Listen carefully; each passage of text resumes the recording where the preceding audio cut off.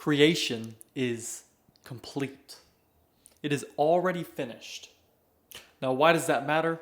What does that mean to you? Why are you here watching this video right now?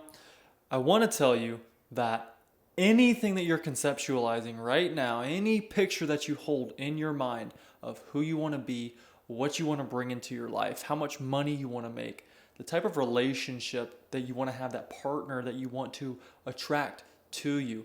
Okay, that in consciousness already exists by fact that you recognize it now, by fact that you hold that image in your mind.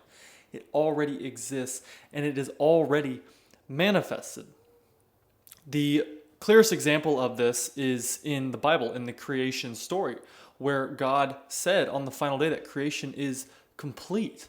Okay, and if we want to understand the significance of that from an esoteric internal perspective, okay, that's alluding to this notion that creation is already finished. Okay, anything that you're desiring now is brought to you in the present moment. And by realizing that in the present moment and embodying that energy now, that is the means by which you attract that thing to you. So you could call this the law of attraction, but now you'll see this term, the law of assumption, coming into prominence more. And this is really what the crux of it, the law of assumption, that when you can assume that identity now, when you embody that state of consciousness in the present moment, that is the means by which that end goal is brought to you. Okay, check out the previous video when we discussed how you have this innate success mechanism present within you. Okay, it's in your subconscious mind. It is your subconscious mind. And so when you realize through visualization, through meditation, when you realize now what you truly want, you get clear on that. And you tell yourself, well, who do I have to be now to have that thing or to be with that person? Who do I have to be now? What are the characteristics? What are the thoughts? What are the behaviors in which I partake that will bring that thing into being? Because from the state of consciousness, when you embody this state of consciousness in the now, okay, that shifts the lifeline that you're on. If you remember in a couple videos ago when we were discussing Napoleon Hill's Think and Grow Rich, he talks about faith and how faith is the crux by which we attain that which we desire. It is belief. Okay, all things are possible to he who believes, as Christ said. So if we have faith that we are that person now, if we can mix the thoughts associated with that person, with that ideal state, mix the thoughts and the feelings of that state, and we can embody a sense of mindfulness of who we're being now, how we're showing up, how we're approaching this external reality in the here and now. When we can approach this external reality as the ideal version of ourselves now, no matter what you're experiencing, no matter what you're facing, when you can embody that end state in the now, that's how you shift who you become. That's how you draw that thing to you.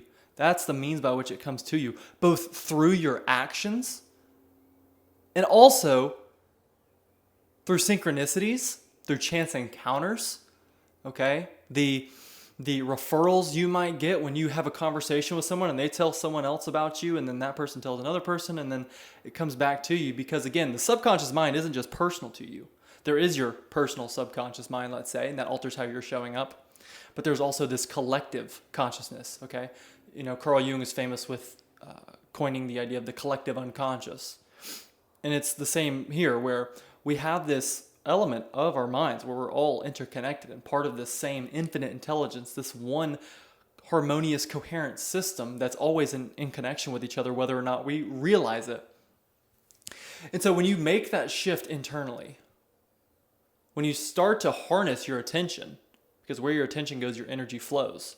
When you harness your attention on living in the state sought, being that person now, that not only changes how you show up, how you interact with this external world, this mirror that is your external world, this theater of mind, but it's also going to influence that which comes to you, the people that are drawn to you, the chance encounters that you have, the synchronicities.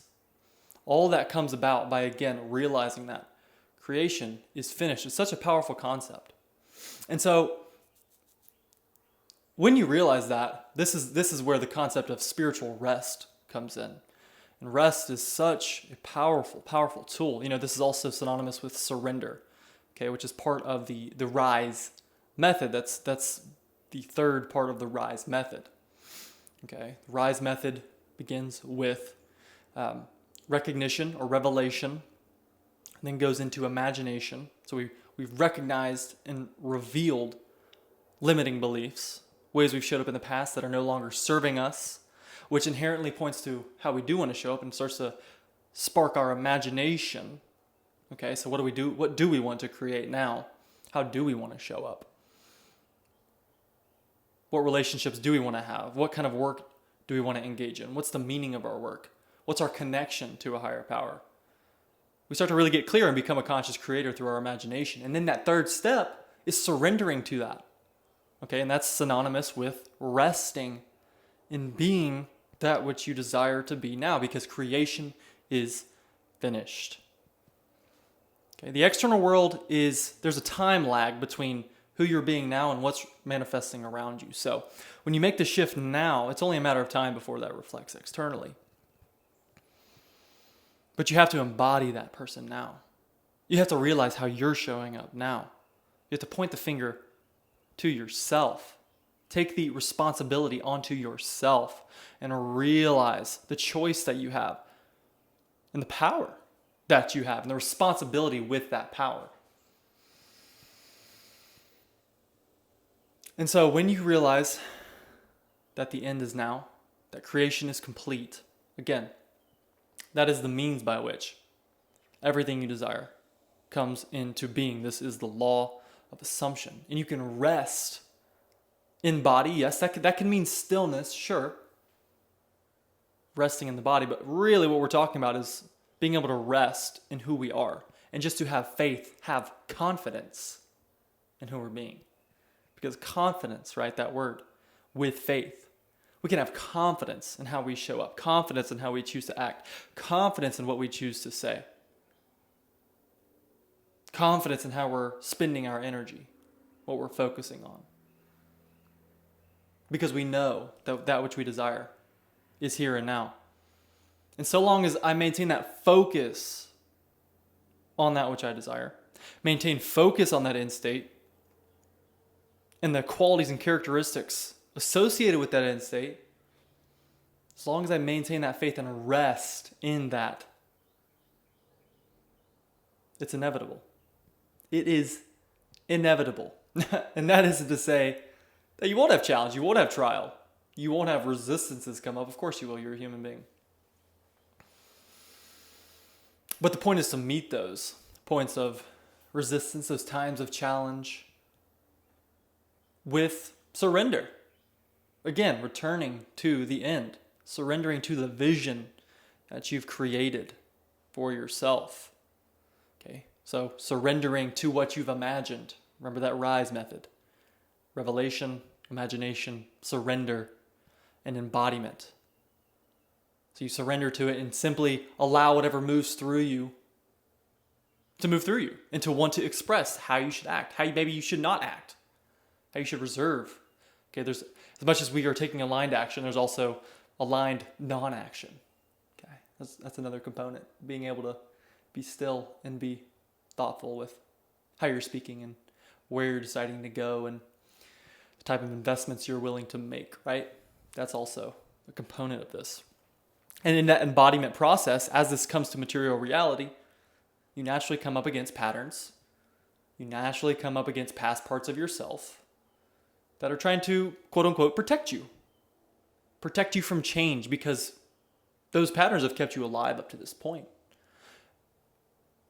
But those patterns are also products of what I call primal programming.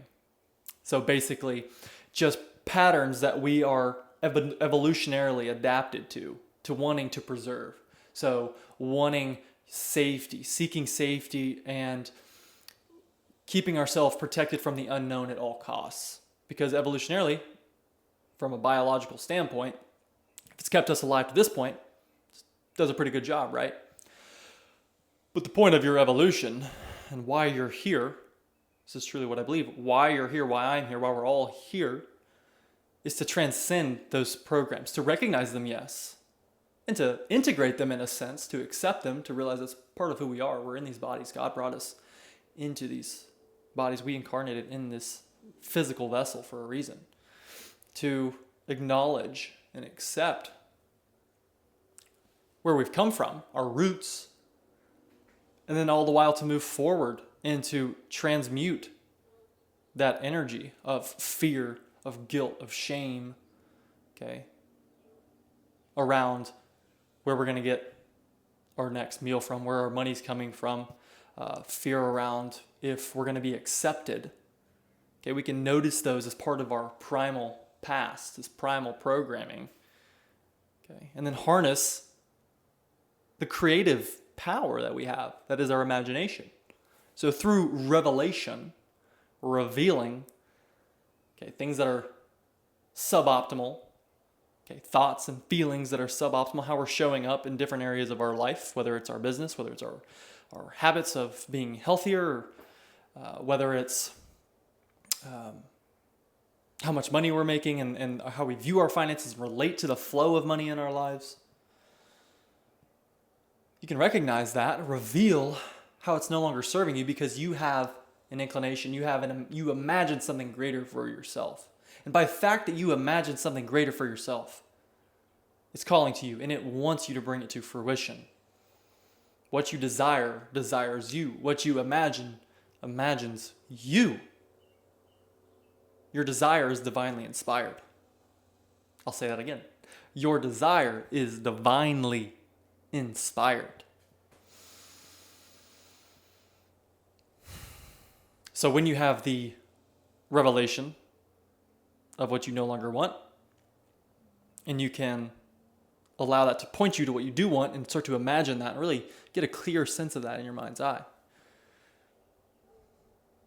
you can simply let go. What I mean by that is rest in being that person you desire to be now because creation is finished. Okay. Everything that will come into being, materially speaking, already exists in consciousness because everything that manifests materially is or was once a result of our imagination, was once a thought. Thoughts become things.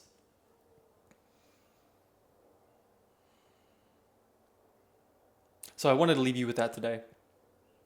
Find that to be just a super powerful, super grounding, and just a super life-affirming principle to live by, to remember on a day-to-day basis. When you're coming up against resistances, when you're coming up in your life, okay, you're having conflicts, you're having doubts, you're having fears, you're experiencing pain. It's all guiding you back to who you truly are, to recognize who you truly are. So thank you so much for being here. Look forward to having you back in future videos. Be sure to check out the links in the description to work with me further. It's a coaching application. You can check out my free subconscious reprogramming masterclass. The link is also in the description for that. And yes, thank you so much. Until next time, talk soon.